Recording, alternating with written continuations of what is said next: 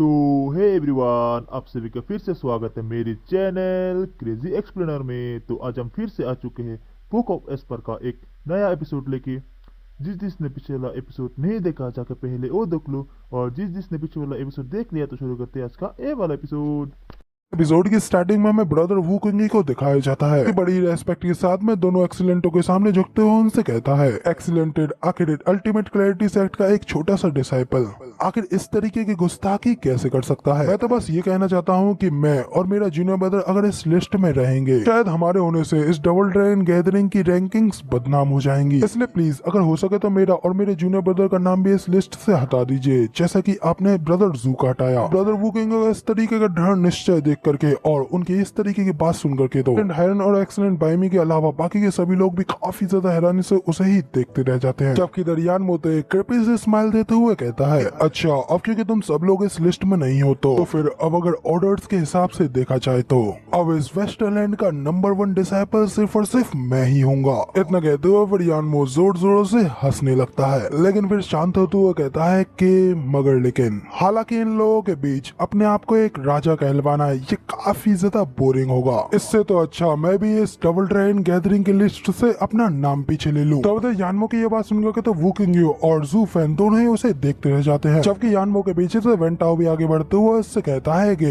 Brother यान, आप हम सभी लोगों का मजाक उड़ा रहे हैं, मगर आप किसी को भी नीचे दिखा सकते हैं लेकिन हम यंग जनरेशन को बिल्कुल भी नहीं। हम स्वॉर्ड गॉड सेक्ट भले ही इस बार सुपीरियर 3 सेक्ट के लास्ट पर आए हैं, लेकिन अगली बार हम लोग जरूर से तुम्हारी भी जगह ले लेंगे। तो इस तरीके से अकेला क्यों भागना जबकि हम लोग एक साथ भाग सकते हैं। साथ ही जीटीआर और यंग मास्टर हान भी आगे बढ़ते हैं। एक्सीलेंटो से रेस्पेक्ट के साथ में कहते हैं कि हम लोग भी अपने नाम को पीछे लेते हैं। इसके साथ ही फिर वो सभी के सभी लोग जूफेन के पीछे खड़े होते हुए दोनों एक्सीलेंटो से एक साथ कहते हैं, हम सभी वॉलंटियर्स अपनी इच्छा से अपने नाम को पीछे ले रहे हैं। तो उन सभी लोगों की इतनी एकता को देख करके तो एक्सीलेंट हायरन भी स्माइल करते हुए अपने मन में कहते हैं कि वाकई में जूफेन अपने पीछे इतनी बड़ी ताकत को जुटाने में कामयाब हो चुका है। डबल ड्रैगन गैदरिंग में सिर्फ और सिर्फ कुछ ही दिनों में उसने इन सभी मेजर सेक्ट्स के डिसाइपल्स को अपनी ओर झुका लिया है, उन सभी के दिल को अपनी ओर मोड़ लिया है। ऐसा लगता है कि भविष्य में जल्द ही वेस्टरलैंड का सही मायनों में नंबर 1 बनने वाला है। तो अब ये सब सोचने के बाद में फिर एक्सीलेंट हायरन सबसे पहले उन सभी लोगों को शांत कराते हैं और फिर उन्हें इस सब कुछ के बारे में समझाते हुए कहते हैं कि जूफेन का वेस्टरलैंड के टॉप 10 डिसाइपल्स की लिस्ट में ना होने का एक रीजन है, ये हमारी डबल ड्रैगन गैदरिंग का ही एक रूल है, जिसमें कि 1x1 सिंगल मैचेस के स्किल्स के हिसाब से हम लोग इस चीज को इवेल्युएट करते हैं। और इन मैचेस में जूफेन ने सिर्फ लोअर 3 सेक्टरों के खिलाफ ही अपना मुकाबला किया है, इसलिए चाहे वो इन सभी में कितना ही ज्यादा शानदार क्यों न रहा हो, फिर भी उनकी रैंकिंग के हिसाब से पॉइंट्स कम ही रहे। और बेशक लास्ट टीम चैलेंजिंग बैटल में उसने अकेले ही सभी लोगों को बुरी तरीके से हैरान कर दिया। ये उसके इस रैंकिंग के पॉइंट्स के बिल्कुल विपरीत है, लेकिन इसके लिए अपनी डबल ड्रैगन गैदरिंग के रूल्स को तोड़ करके उसे इस रैंकिंग में शामिल करना भी उचित नहीं है।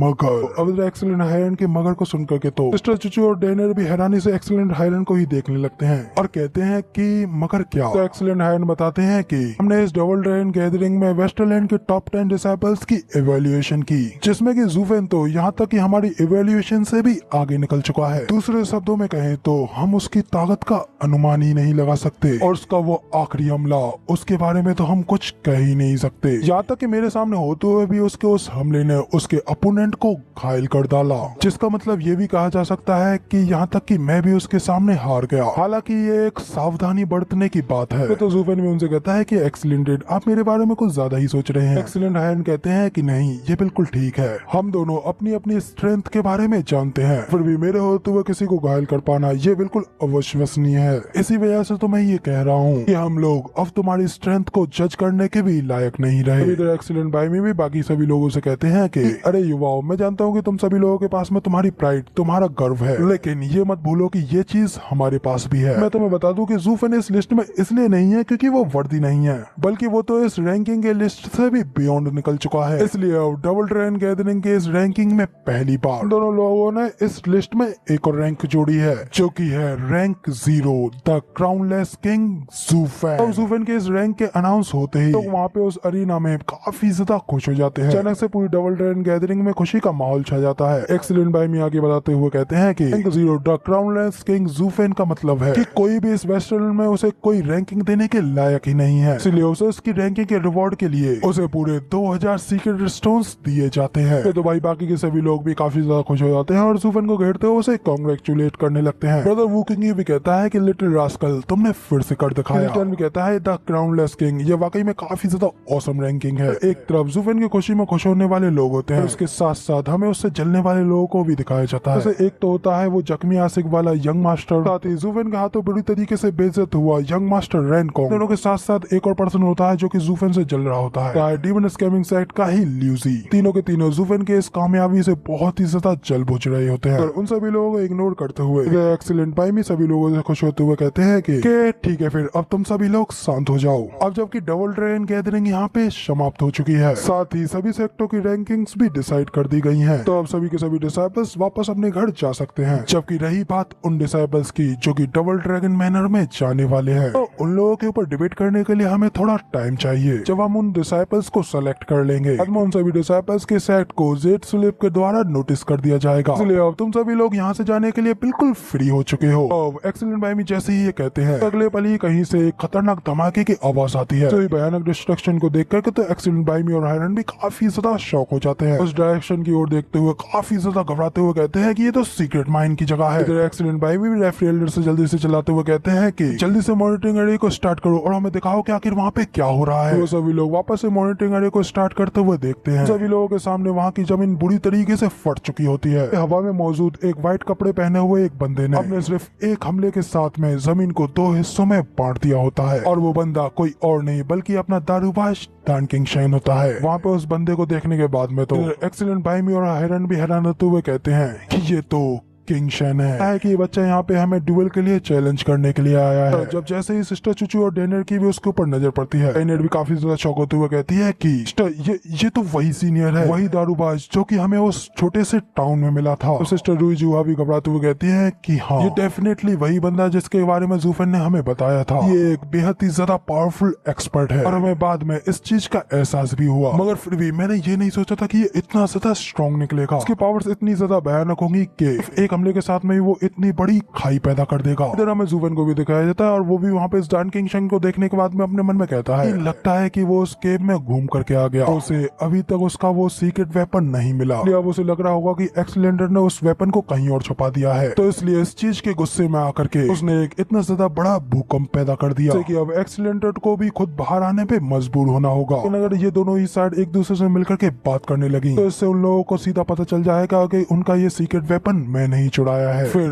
उस समय डैन किंगशन और दोनों एक्सीलेंटेड फिर मुझसे निपटने के लिए आएंगे, लेकिन फिर भी इस डेंजरस सिचुएशन में अभी भी एक चांस है कि वो दोनों ही साइड अभी भी एक दूसरे से कुछ नफरत करती हैं। वो दोनों ही एक दूसरे के ऊपर बिल्कुल भी भरोसा नहीं करेंगे, दूसरे पे भरोसा पैदा किए बिना ही एक गलत फैमिली को पैदा कर देंगे। तीनों ही लोग जानते हैं कि ये सीक्रेट वेपन कितना ज्यादा स्ट्रॉन्ग है और इन तीनों के अलावा और कोई भी उसे चला नहीं सकता, इसलिए अगर वो सीक्रेट वेपन वहाँ से गायब होता है लोग एक दूसरे के ऊपर ही सुराग ढूंढने लगेंगे कि सिर्फ वो तीनों ही लोग इस सीक्रेट वेपन को चला सकते हैं, इसलिए उन लोगों का शक जरा सा भी मेरे ऊपर नहीं आएगा। उसके बाद फाइनली वो तीनों लोग आपस में ही लड़ने लगेंगे, लेकिन फिर भी अंत में कोई नतीजा नहीं निकलेगा। तो मैं तो बस सिर्फ यही होप कर सकता हूँ कि जो सब कुछ मैंने प्लान किया है वो सब कुछ पूरी तरीके से सक्सेसफुल हो जाए और मेरे इस ट्रैप में ये तीनों के तीनों ओल्ड फॉक्स हमेशा के लिए फंस करके रह जाए। लेकिन बस जब ये दोनों मिले तो इन लोगों की मास्टर डिसाइपल वाली बॉन्ड फिर से पैदा न हो जाए, उससे इन लोगों के बीच के ग्रजेस मन मुटाव खत्म न हो जाए, क्योंकि अगर ऐसा होता है तो एंड पे सारा का सारा शक सिर्फ और सिर्फ मेरे ऊपर ही आएगा और फिर उसके बाद में मुझे नहीं लगता है कि मैं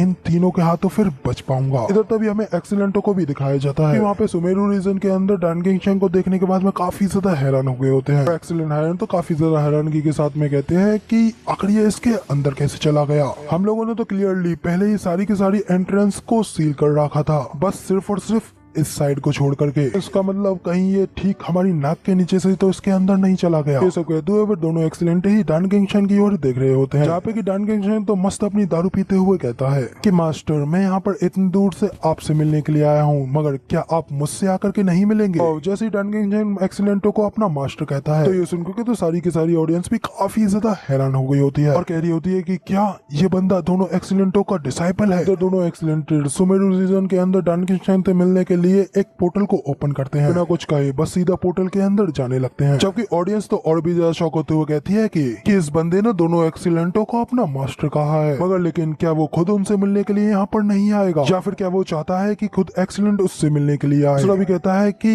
एक मिनट रुको, तो मतलब क्या एक्सीलेंटों के पास में एक डिसाइपल भी है? लेकिन हमें तो पता था कि उनके पास में सिर्फ एक ही डिसाइपल है, वो भी है वेस्टरलैंड का सबसे बेस्ट, सबसे स्ट्रॉन्गेस्ट टान किंग शेन। जिसपे तो भाई ये सुनते हुए डेनर भी हैरान होते हुए कहती है कि क्या का मतलब ये वेस्टरलैंड का सबसे स्ट्रॉन्गेस्ट पर्सन टान किंग शेन है। जबकि इधर उन्हें देख करके तो यानमो काफी ज्यादा एक्साइटेड होते हुए कहता है वेस्टरलैंड के 3 सबसे स्ट्रॉन्गेस्ट बंदों की फाइट को देखना तो वाकई में मेरा इस ट्रिप पे आने के लिए और भी ज्यादा वर्दी है, और अब लगता है कि सबसे ज्यादा मजा तो अब आने वाला है। उनकी नजरें भी थोड़ा घबराते हुए सिर्फ और सिर्फ उन तीनों के ऊपर ही होती हैं। बस यही दुआ कर रहा होता है कि इन लोगों के बीच में किसी भी तरीके की सुलह ना हो जाए। इसी के साथ में फाइनली दोनों मास्टर और डिसाइपल वेस्टरलैंड के 3 सबसे स्ट्रॉन्गेस्ट लोग एक दूसरे के सामने होते हैं। साथ ही जैसे ही एक्सीलेंट हायरन पोर्टल से बाहर निकलते ही टान किंग शेन को देखते हैं। वो उसे गुस्से में देखते हुए उससे कहते हैं कि ओ तो तुम इस तरीके से अपने मास्टर को वेलकम करोगे। जबकि एक्सीलेंट हायरन की इस टोंट बड़ी बात को सुनकर के तो किंग शेन भी पहले तो एक पल के लिए उन्हें अजीब सी नजरों से घूर करके देखता है, और फिर उन्हें ग्रीट करते हुए कहता है कि ग्रीटिंग मास्टर, अगर आप अभी भी मुझे अपना डिसाइपल मानते हैं तो।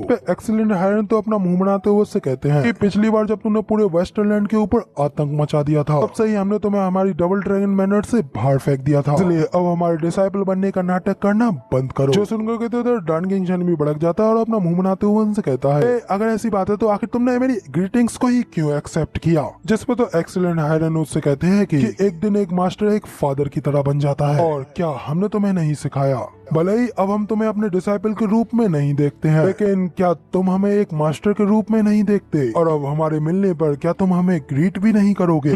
मैं देख पा रहा हूँ कि अब तो तुम पहले से भी बदतर हो चुके हो। जिसपे तो टान किंग शेन भी कहता है कि मगर मास्टर आप तो अभी भी पहले की ही तरह हैं, पहले की तरह ही शेमलेस और बिल्कुल बेशरम। एक्सीलेंट हायरन काफी ज्यादा भड़क जाते हैं और उसे चिल्लाते हुए कहते हैं कि बच्चे आखिर तेरी हिम्मत कैसे हुई अपने मास्टर से इस तरीके से बात करने की, मानो कि जैसे तुम अपने आप से हमसे भी बेहतर मानने लगे हो। टान किंग शेन भी कहता है कि हाँ मैं देखने में भले ही कुछ भी नहीं हूँ, लेकिन क्या मेरे मास्टर ने मुझे यही सब कुछ नहीं सिखाया? तुम्हारी इन बेशरम आदतों की वजह से मुझे भी तुम्हारी उन आदतों का आधा हिस्सा मिल गया, जिसे कहते हैं संगति का असर। कहते हुए फिर टान किंग शेन हंसने लगता है। इसे देखकर तो इधर एक्सीलेंट हायरन और भी ज्यादा भड़कने लगते हैं, जबकि तो पीछे खड़े शांत एक्सीलेंट भाई भी अपनी आंखें खोलते हैं और मुद्दे की बात पे आते हुए टान किंग शेन से पूछते हैं कि शेन सारी बात छोड़ो और ये बताओ कि आखिर अब तुम यहाँ पर किस लिए आए हो, और आखिर अब तुम्हें क्या चीज चाहिए? तो टान किंग शेन भी बस सीधा सीधा उन्हें बताता है कि यहाँ पर अपनी तलवार वापस लेने के लिए अंदर घुसा हूँ। एक्सीलेंट भाई भी कहते हैं कि ओ तो तुम उस वॉल्टिंग स्वॉर्ड के बारे में कह रहे हो, मगर लेकिन अब वो स्वॉर्ड तुमको बिल्कुल भी बिलोंग नहीं करती है, आखिर तुम यहाँ पर उसे लेने के लिए किस हक से आए हो? शेन भी इस गुस्से में काफी ज्यादा भड़कते हुए उनसे कहता है कि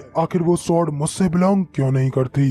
क्या वो मेरी नहीं है? जिस दिन मैं तुम दोनों को हरा दूंगा उस दिन मैं स्वॉर्ड का सच्चा उत्तराधिकारी बनूंगा। जिस पे एक्सीलेंट हायरन कहते हैं कि ये तो हमारा एक वादा था जो कि हमारे डिसाइपल को था, और अब जबकि तुम हमारे डिसाइपल नहीं रहे तो अब वो वादा भी नहीं रहा। अब एक्सीलेंट हायरन की इस तरीके की बात को सुनकर तो इधर टान किंग शेन भी टूट जाता है, अपने आप को शांत करते हुए एकदम सीरियस लुक में उनसे कहता है कि इस सब से अब कोई फर्क नहीं पड़ता, मगर फिर भी आज मैं स्वॉर्ड को ले जाकर रहूंगा, फिर चाहे उसके लिए मुझे कोई भी कीमत क्यों न चुकानी पड़े, मगर आज उस स्वॉर्ड को मैं ले जाकर रहूंगा। कहते ही टान किंग शेन फिर भाई गुस्से में अपनी पावर्स को अनलेस करता है, जिस वजह से उसके शरीर से खतरनाक गोल्डन लाइटनिंग अनलेस होती है, और अचानक पूरे का पूरा वेदर भी बदल जाता है, और आसमान से वो बड़ी बड़ी गोल्डन थंडर लाइटनिंग जब खतरनाक तरीके से नीचे जमीन पे पड़ती है तो नीचे की जमीन भी बिखरने लगती है। खतरनाक पावर से पूरा का पूरा सिमुलर रीजन भी हिल जाता है, जबकि ज़ूफेन भी इतनी टेरिफाइंग पावर्स को देख करके शॉक होते हुए कहता है कि ये है मोर्टल डोमेन की पीक पावर जेनेसिस स्टेज। के साथ ही फिर हमें भाई टान किंग शेन की ऑरा फार्मिंग दिखाई जाती है, यहाँ पे कि भाई टान किंग शेन एकदम थंडर गॉड की तरह दिख रहा होता है, जिसके के इर्द गिर्द बड़ी बड़ी स्पिरिचुअल स्वॉर्ड्स घूम रही होती हैं, और पूरा आसमान गोल्डन थंडर लाइटनिंग से भर चुका होता है, जबकि दोनों एक्सीलेंट तो अभी भी उसके सामने आराम से खड़े होते हैं। तभी एक्सीलेंट भाई भी टान किंग शेन से कहते हैं कि शेन फाइट को स्टार्ट करने से पहले क्या मैं तुमसे कुछ पूछ सकता हूँ? टान किंग शेन भी उससे कहता है कि हाँ पूछो। जिसपे एक्सीलेंट बाइमी पूछते हैं कि इतने सालों के बाद में आखिर तुम अब उस स्वॉर्ड को लेने के लिए यहाँ पर क्यों आए हो? क्या कहीं तुम किसी बहुत ज्यादा स्ट्रॉन्गेस्ट पर्सन से तो नहीं मिल गए, या फिर क्या तुम किसी जगह के ऊपर राज करना चाहते हो? बताओ आखिर तुम क्या चाहते हो? जिसपे डन किंगशन कहता है कि क्या मुझे तुम्हें इस सब के बारे में बताना जरूरी है? जिसपे एक्सीलेंट बाइमी कहते हैं कि नहीं, इतना भी जरूरी नहीं है। अब जबकि अब तुम हमारे डिसाइपल नहीं हो, इसलिए तुम्हें हमें खुद से कोई भी रीजन, कोई भी एक्सप्लेनेशन देने की जरूरत नहीं है। लेकिन हमने तुम्हें शुरुआत से ही ये सिखाया है कि तुम हमेशा जब भी कुछ करना चाहो, हमारे पास उस काम करने का हमेशा एक रीजन होना चाहिए, भले ही फिर वो रीजन, वो कारण कोई गलत ही क्यों ना हो। इस तरह कम से कम तुम कभी भी अपने आप को खोया हुआ महसूस नहीं करोगे। तो अब एक्सीलेंट बाइमी की ये बात सुनने के बाद में डन किंगशन भी फिर उन्हें बताता है कि सच कहूँ तो 3 साल बाद मेरी एक लाइफ एंड डेथ फाइट होने वाली है, वो भी सेंट्रल रीजन के उस ओल्ड फ्रीक, उस सनकी से। इसलिए मैं पक्का श्योर हूँ अगर मेरे पास में वेस्टलैंड के ट्रेजर की वो हेल्प होगी, अगर मेरे पास में वो वोल्टिंग स्वॉर्ड होगी, तो मैं जरूरी उससे वो फाइट जीत जाऊंगा। सेंट्रल रीजन के उस ओल्ड फ्रीक की बात को सुनकर तो एक्सीलेंट आयरन और एक्सीलेंट बाइमी भी काफी ज्यादा शॉक हो जाते हैं। तो वे कहते हैं कि क्या हम सेंट्रल एरिया के स्वॉर्ड स्टार एम्परर, उस इनविंसिबल स्वॉर्ड के बारे में बात कर रहे हो? आखिर तुम उस सनकी के साथ में ऐसे कैसे उलझ गए, यहाँ तक कि तुम उसके साथ में लाइफ एंड डेथ बैटल के लिए भी तैयार हो गए? क्या कहीं तुमने अपना दिमाग या फिर होश तो नहीं खो दिया? क्या अब तुम ये सोचते हो कि अब तुम इनविंसिबल हो चुके हो, या फिर क्या तुम्हें लगता है कि वो सनकी व्यक्ति कोई ऐसा व्यक्ति है जिसके साथ में तुम बड़ी आसानी से मिल सकते हो? क्या तुम्हें पता भी है ईस्ट, वेस्ट, नॉर्थ, साउथ चारों रीजन्स ने अपना हाथ मिला करके सेंट्रल रीजन के खिलाफ खड़े होने की हिम्मत की, लेकिन फिर भी उसके सामने चारों के चारों रीजन्स भी नुकसान में ही रहे। शेन, तुम कोई इम्पल्सिव पर्सन नहीं हो और तुम्हें पता होना चाहिए कि आखिर कब पीछे हटना है। जिसपे तो डन किंगशन भी उनसे कहता है कि वेस्टलैंड को छोड़ने से पहले मैंने एक्सीलेंट से क्या कहा था कि आखिरकार फाइनली मुझे मेरा रास्ता मिल चुका है। जिसपे एक्सीलेंट बाइमी कहते हैं कि हाँ, निसंदेह तुमने ये कहा था कि इस दुनिया में शांति हो। डन किंगशन कहता है कि हाँ, वो हम दोनों की ही इच्छा थी, हम दोनों की इस दुनिया को बेटर बनाने की वो इच्छा, अगर अब भले ही वो इस दुनिया पर नहीं रही, पर फिर भी मैं अब उसके लिए पागल हो चुका हूँ और पूरी तरीके से निराशा में डूब गया हूँ। लेकिन फिर मैंने सोचा दर्द और नफरत से पागल होने की बजाय मेरे लिए बेहतर होगा कि अब मैं उस सपने को पूरा करूँ जो वो देखना चाहती थी। इसलिए पिछली कुछ सदियों से मैंने एक ऐसी जगह बनाई जो कि सभी रीजन्स के बीच एक स्वर्ग है। अगर उसे बनाने के बाद में मैंने ये कभी नहीं सोचा था फिर वो ओल्ड मॉन्स्टर मेरी उस जगह को तबाह करने के लिए आएगा। आगे हमें डन किंगशन को दिखाया जाता है, दोनों एक्सीलेंटों को सामने हवा में बड़ी बड़ी अपनी स्पेशल शॉट्स लेकर के खड़ा होता है और उन लोगों से कह रहा होता है कि वहाँ पे मेरी ताकत वहाँ के कुछ छोटे मोटे चोरों को मेरी उस जगह से दूर रखने के लिए काफी थी। लेकिन फिर मेरा लगातार सामना स्वॉर्ड स्टार एम्पायर के एक्सपेंशन से होने लगा, जो कि हर वक्त युद्ध छेड़ने की फिराक में बैठा हुआ है। और मैं सोचता था कि चाहे वो कितना भी ज्यादा मजबूत क्यों ना हो, स्वर्ग का ये टुकड़ा उसके लिए कितना भी ज्यादा महत्वहीन क्यों ना हो, फिर भी एक पीक जेनेसिस स्टेज एक्सपर्ट होने के नाते वो मुझसे बात जरूर करेगा। लेकिन मैंने ये बिल्कुल भी एक्सपेक्ट नहीं किया था कि वो बूढ़ा सनकी सीधा मेरे पास आएगा और मुझसे डायरेक्ट शर्त लगाएगा, और अगर मैं उससे हार गया तो मेरी जमीन पर धराशायी हो जाएगी। उस ओल्ड मॉन्स्टर के बारे में ये सब याद करते हुए डन किंगशन काफी ज्यादा गुस्से में भड़कने लगता है। इधर एक्सीलेंट हायरन डन किंगशन से पूछते हैं, और क्या वो ओल्ड मॉन्स्टर अभी भी तुम्हारे पीछे आ रहा है? इस पर तो डन किंगशन भी हंसते हुए कहता है कि हाँ, मास्टर काफी ज्यादा समझदार हैं। मेरी जगह उस एम्पायर की सिर्फ एक छोटी सी जगह है जिसके के पास ना तो कोई बड़ा धन है और ना ही उसकी किसी से दुश्मनी है। तो फिर आखिर इस तरीके का ग्रेट स्वॉर्ड स्टार एम्पायर आखिर मेरी उस छोटी सी जगह पर हमला करने के लिए क्यों ही आता?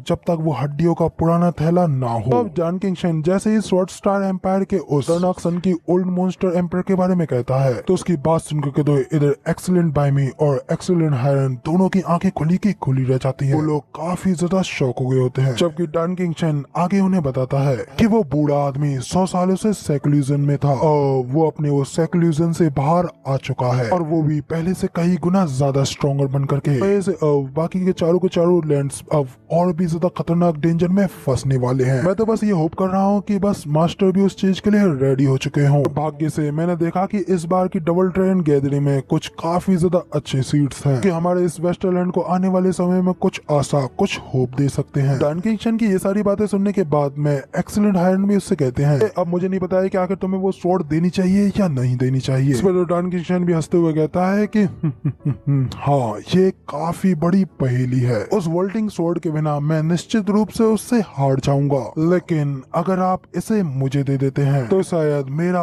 उससे हारने के बाद में आपका ये हथियार भी उसका बन जाएगा और फिर उस हथियार के हाथों ये पूरा का पूरा वेस्टलैंड भी खून से भर जाएगा। और अगर आपकी जगह पर मैं मास्टर होता, आपकी तरह ही इस बात के ऊपर उतना विश्वास होता। इसलिए अब क्योंकि ये मामला हम दोनों के बीच पुराने समझौते जैसा बिल्कुल नहीं है, अब हम दोनों लोगों के बीच की स्ट्रेंथ ही बताएगी कि आखिर इसको कौन जीतने वाला है। तो कहते हैं फिर डन किंगशन और भी ज्यादा खतरनाक तरीके से अपनी पावर्स को अनलिस्ट करने लगता है। इस पे अब इधर एक्सीलेंट बाइमी और एक्सीलेंट हायरन भी पूरी तरीके से फाइट के लिए रेडी हो चुके होते हैं। फिर वो दोनों भी अपनी जेनेसिस स्टेज के खतरनाक ऑरे को अनलिस्ट करने लगते हैं, जो कि भाई क्या ही कूल और खतरनाक लग रहा होता है। लेकिन ये सब करता हुआ देख करके तो इधर ज़ूफेन भी स्माइल करते हुए अपने मन में कहता है फाइनली आखिर इन लोगों के बीच में लड़ाई शुरू होने वाली है। जिसके साथ ही इधर एक्सीलेंट हायरन, जो कि एक डेमोनिक कल्टीवेटर होते हैं, वो अपने अंदर से ब्लैक कलर के ऑरे को रिलीज करते हैं। दूसरी ओर होते हैं एक्सीलेंट बाइमी, जो कि एक राइटियस कल्टीवेटर होते हैं। उनकी बॉडी से व्हाइट कलर का ऑरा अनलिस्ट होने लगता है। वो एक दूसरे के सामने फॉर्मेशन में खड़े होते हुए बस ये नौरजान एनर्जी की तरह पावर्स को अनलिस्ट करते हैं। इससे उन लोगों का सबसे खतरनाक अटैक चार्ज होने लगता है। वो टेरिफाइंग अटैक घूमते घूमते दो ड्रैगन्स की फॉर्म ले लेता है। ड्रैगन होता है खतरनाक रेड ब्लैक, दूसरा होता है गोल्डन रेड कलर का ड्रैगन, की होती है दोनों एक्सीलेंटों की double dragon art, double dragon emerging from the sea. अब इधर सामने से उनके खतरनाक अटैक को आता हुआ देख करके डन किंगशन भी अपने हाथ को ऊपर आसमान की ओर करता है। उसके वजह से भी खतरनाक गोल्डन एनर्जी अनलेस होते हुए इस वजह से पावरफुल गोल्डन ड्रैगन आसमान की ओर जाता है। पीछे पीछे उसकी सारी बड़ी बड़ी स्पिरिचुअल स्वॉर्ड्स भी बड़ी तेजी से डन किंगशन के शरीर से जाकर के सीधे आसमान में चले जाती हैं और आसमान में काले बादलों के अंदर जाकर के वहीं गायब हो जाती हैं। जबकि ऊपर आसमान से गोल्डन कलर की थंडर लाइटनिंग अनलेस हो रही होती है। डन किंगशन फिर से अपनी पावर्स को अनलेस करते हुए अपनी उन दोनों स्पिरिचुअल बॉडीज को कंट्रोल करते हुए आसमान से नीचे आकर के हमला करने के लिए इशारा करता है। तो अब हमें दिखाया जाता है कि आसमान को फाड़ते हुए एक बेहद ही बड़ी गोल्डन कलर की स्पिरिचुअल स्वॉर्ड नीचे जमीन पर हमला करने के लिए आ रही होती है। डन किंगशन के गोल्डन ड्रैगन और गोल्डन स्वॉर्ड्स कंबाइन होकर के हजारों मीटर लंबी स्पिरिचुअल स्वॉर्ड में कन्वर्ट हो चुकी होती है, जो की होती है डन किंगशन की ड्रैगन कैल्विंग आर्ट। के सामने दोनों एक्सीलेंटों के ड्रैगन भी काफी ज्यादा छोटे लगने लगते हैं, मगर फिर भी वो दोनों ड्रैगन्स नहीं रुकते और सीधा उस बड़ी सी तलवार के ऊपर हमला करने के लिए आगे बढ़ने लगते हैं। जिसके साथ ही जैसे ही फिर वो दोनों हमले एक दूसरे से जाकर के टकराते हैं, तो उनके टकराव से इतना ज्यादा खतरनाक आफ्टर इफेक्ट निकलता है, जिससे वहाँ के आसपास का एक काफी बड़ा एरिया वहीं पे बुरी तरीके से डिस्ट्रॉय हो चुका होता है। वो डिस्ट्रक्शन यहाँ नहीं रुकती, आधे से ज्यादा उस सुमेरु रीजन को वहीं पे खत्म कर डालती है। बाहर से मॉनिटरिंग अर्रे के ऊपर देख रहे सभी लोग भी काफी ज्यादा हैरान हो गए होते हैं। मॉनिटरिंग अर्रे के ऊपर भी चमकदार रोशनी के अलावा किसी को भी कुछ नहीं दिख रहा होता है। वहाँ के एरिया की कई सारी एरियाज पूरी तरीके से डिस्ट्रॉय हो चुकी होती है। सभी लोग वहाँ पे धमाके हुए बाद क्या हुआ ये सब नहीं देख पा रहे होते। मगर फिर अगले ही पल दिखाया जाता है कि उस हमले के बाद में डन किंगशन भी उस हमले के बैकलैश की वजह से काफी ज्यादा जख्मी हो जाता है और अपने मुंह से खून खांसने लगता है। जबकि दोनों एक्सीलेंटों की हालत भी बिल्कुल वही होती है। दोनों भी उस हमले के बैकलैश की वजह से इंटरनली इंजर्ड होते हुए मुंह से खून खांसने लगते हैं। और फिर हमें दिखाया जाता है वहाँ का पूरा एरिया बुरी तरीके से डिस्ट्रॉय हो चुका होता है। की सारी जमीन में पेड़ पौधे और जो कुछ भी था वो सब कुछ वहाँ से डिस्ट्रॉय हो चुका होता है। के बाद ही बाहर के ऑडियंस को भी मॉनिटरिंग अर्रेस के एक्टिवेट होने के बाद में वहाँ के अंदर का सीन नजर आने लगता है। भयानक डिस्ट्रक्शन को देख करके तो इधर यानमो भी हैरान होते हुए कहता है कि डन किंगशन वाकई में इस वेस्टलैंड के बेस्ट मार्शल आर्टिस्ट की रेपुटेशन के लिए वर्दी है। अपनी बराबरी के दो ओपोनेंट्स के साथ में बिल्कुल अकेला लड़ना और फिर भी इस फाइट को ड्रॉ पिलाना, वाकई में डन किंगशन अपने इस टाइटल को डिजर्व करते हैं। इधर फिर हमें वापस से डन किंगशन और दोनों एक्सीलेंटों को दिखाया जाता है। भी उस हमले के बाद में हवा में एक दूसरे के सामने खड़े होते हैं, लेकिन फिर भी एक्सीलेंट हैंड जान चुके होते हैं चाहे दोनों एक्सीलेंटेड मिलकर के भी कितनी भी कोशिश क्यों ना कर ले, मगर एंड पर डन किंगशन को रोक नहीं पाएंगे। इसलिए ना चाहते हुए वो डन किंगशन से कहते हैं कि शन तुम यहाँ से जा सकते हो। एक्सीलेंट बाइमी उनसे कहते हैं कि ओल्ड मैन आखिर तुम ये क्या कह रहे हो। तब इधर हमें डन किंगशन की ओर भी दिखाया जाता है। इस हमले के बाद में जान चुका होता है कि वो भी चाहे कितनी भी ज्यादा कोशिश क्यों ना कर ले, मगर फिर भी वो अकेला उन दोनों एक्सीलेंटों को हरा नहीं पाएगा, उनको मजबूर करके उनके हाथों से वॉल्टिंग स्वॉर्ड नहीं ले पाएगा। इसलिए फिर वो भी दोनों मास्टरों को ग्रीट करते हुए कहता है कि दोनों मास्टर अभी भी बिल्कुल पहले की तरह ही सेम है जैसा कि वो पहले हुआ करते थे। लोग वेस्टर्नलैंड को स्टेबलाइज करने के लिए अपने आप को सेक्रीफाइस करने से पहले बिल्कुल भी नहीं सोचते। न कहकर के डन किंगशन हंसते हुए वहाँ से बड़ी तेजी से निकल जाता है। एक्सीलेंटेड सिर्फ डन किंगशन को वहाँ से जाता हुआ देखते रह जाते हैं, और क्योंकि उन लोगों को पता नहीं चला होता है कि वो स्वॉर्ड ज़ूफेन के पास है, इसलिए एक्सीलेंट बाइमी हायरन से कहते हैं कि ओल्ड मैन क्या तुम वाकई में उसे उस स्वॉर्ड को ले जाने दोगे। एक्सीलेंट हायरन भी कहते हैं कि हाँ, गुफा के अंदर से उस वॉल्टिंग स्वॉर्ड का कोई भी ट्रेस कोई भी निशान नहीं मिल रहा है। इसका मतलब है कि वो स्वॉर्ड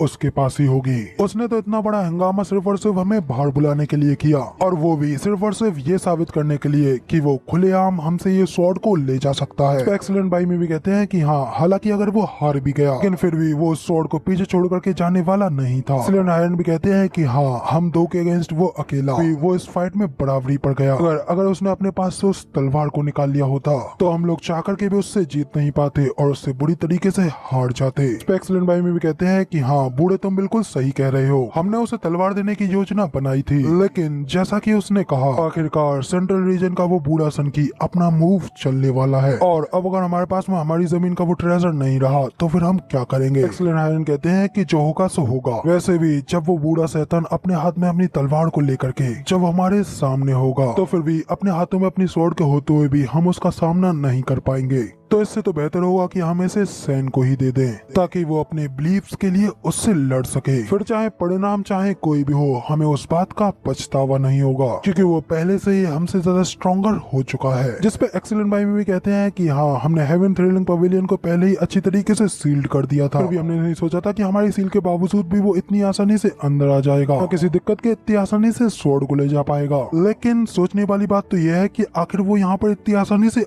अंदर कैसे घुसा? क्या वो सचमुच हमारी नाक के नीचे से यहाँ पे अंदर घुस गया?